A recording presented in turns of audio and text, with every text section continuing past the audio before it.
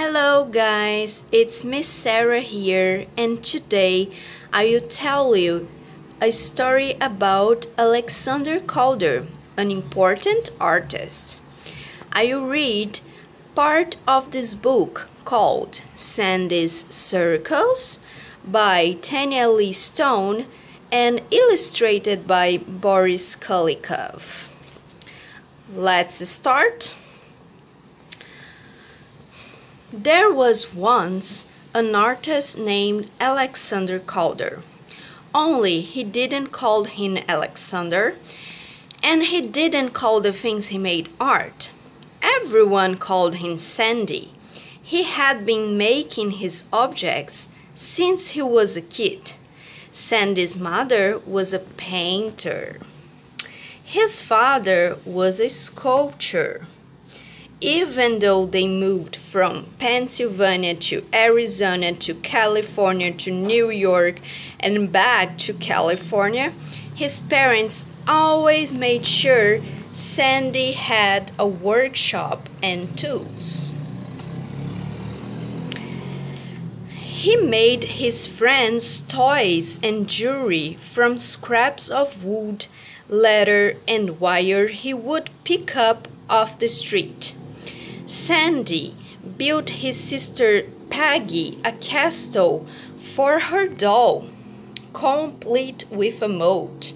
He and Peggy made toy animals and played circles in the workshop. Even though Sandy loved creating things, he didn't always want to be an artist. He went to college and learned more about making things by studying to be an engineer. Sandy had different jobs, but never really liked any of them. Then he worked as a fireman in the boiler room of a ship. One night, he was sleeping up on deck, sailing between San Francisco and New York. When he woke up, he was awestruck. On one side of the ship was a fiery red sunrise. On the other, the full moon shone like a silver coin.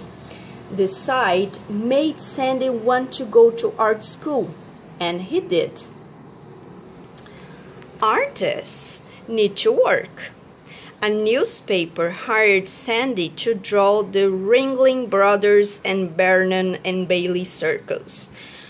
For 2 weeks, day and night, he went to the stadium drawing as many different parts of the circles as he could. He loved sketching the elephants, the flying trapeze, the lion tamer, and the dancers. Sandy sat in different parts of the theater to see from up high, down low, off the side. Next year, in 1926, he decided to go to Paris. Why Paris? Because that city was alive with art. And Sandy said, "In Paris, it's a compliment to be called crazy." Sandy rode through the streets of Paris on his orange bicycle. He carried a roll of wire around his shoulder and a pair of pliers in his pocket.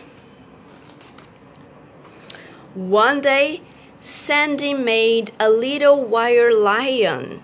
He built a colorful cage for the lion. Of course, since the lion was a wild animal, it needed a tamer. So Sandy made him too.